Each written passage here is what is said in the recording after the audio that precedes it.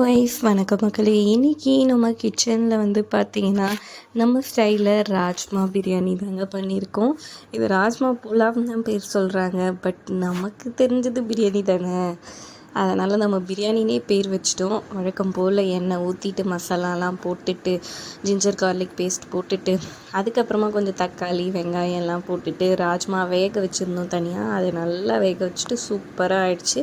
அதை எடுத்து போட்டு கொத்தமல்லி கொஞ்சம் போட்டு மசாலா தூள் எல்லாம் போட்டு அரிசியை போட்டு சூப்பராக ரெடி பண்ணிட்டாங்க.